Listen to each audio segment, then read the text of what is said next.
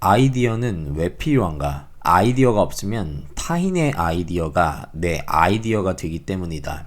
타인의 사명이 내 사명이 되고 말기 때문이다. 아침 9시가 되면 기다렸다는 듯 전화벨이 울어대고 수많은 사람들이 전화기를 붙잡고 소리를 질러가면서 분주하게 뭔가를 한다. 내 아이디어가 없으면 수많은 사람들 중 한 명이 되고 만다. 늘 벌어지는 풍경인 만큼 문제될 것은 없다. 하지만 당신이 원하는 변화는 기대하지 않아야 한다. 목표가 없는 사람, 삶의 목적이 분명하지 않으면 사회는 나를 가만두지 않는다고 얘기했었죠. 어떤 분야에서 어떤 방법으로 원하는 것을 얻어냈는지에는 상관없이 성공한 모든 사람은 본인의 삶을 자기가 통제합니다. 절대 누군가가 나를 컨트롤하게 놔두는 법이 없죠. 작은 생각의 차이에 이렇게 인생이 크게 달라지는 것이라 생각합니다. 우리는 다른 사람에게 통제당하는 것에 분노하고 사회 시스템을 위한 톱니바퀴로 살아가는 것을 안타까워하며 진정한 자유를 갈망해야 합니다. 인생을 쟁취하고 누리는 자들에게 더 많이 배우고 동경하고 같은 길을 가야 하는 것이죠.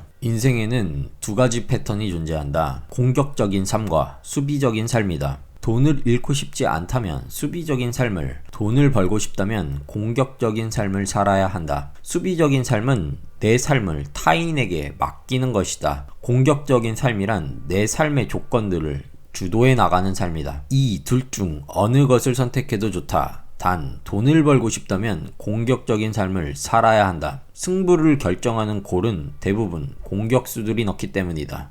수비 축구로 유명한 감독조차도 어떻게든 역습 찬스를 만들어냅니다. 공격하지 않고 게임을 이길 수 없기 때문이죠. 돈을 잃는 것이 두려워 통장에 모아도 됩니다. 돈은 천천히 계속 쌓이지만 내가 일을 하지 않아도 될 만큼 증식하지는 않습니다. 결국 누군가를 위해 계속 일해야 하는 상황인 것이죠. 반면 경제적 자유를 누리고 있는 분들을 보면 대부분 사업을 하거나 공격적인 투자를 통해 기하급수적인 수익 창출을 이뤄냅니다. 우리가 두려움과 불안을 벗어나지 못하는 이유는 당신의 삶을 너무 타인에게 맡기고 있기 때문이다. 당신이 진정 원하는 것과 향하는 곳을 알면 타인의 중요성은 뚜렷하게 약해진다. 당신이 걷고 있는 길이 모호할수록 타인의 목소리와 주변의 혼란, 소셜미디어의 통계와 정보 등이 점점 커지면서 위협적으로 다가온다.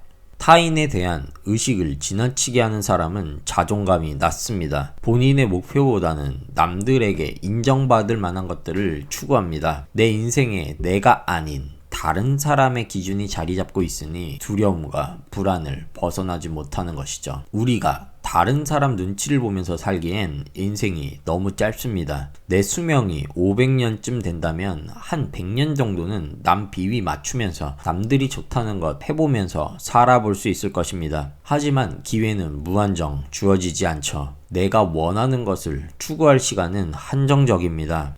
아침에 일어나면 자신에게 이렇게 말하라. 오늘 내가 만날 사람들은 내 일에 간섭할 것이고 고마워할 줄 모를 것이며 거만하고 정직하지 않고 질투심 많고 무례할 것이다. 하지만 그들 중 누구도 나를 해칠 수 없다. 우리가 고통받고 힘들어하는 일들을 잘 생각해보면 별것도 아닌 것들이죠. 우리는 하루 중 많은 시간과 체력을 내 인생에 도움이 되지 않을 만한 일들에 빼앗깁니다. PPT를 상사 입맛에 맞추느라 하루 종일 매달리는 것처럼 온갖 의미 없는 잡일을 하고 윗사람들 비위를 맞추기 위해 감정노동까지 감행합니다. 퇴근 후 집에 오면 너덜너덜해진 내 모습밖에 없습니다. 이게 인생에 무슨 의미가 있을까요?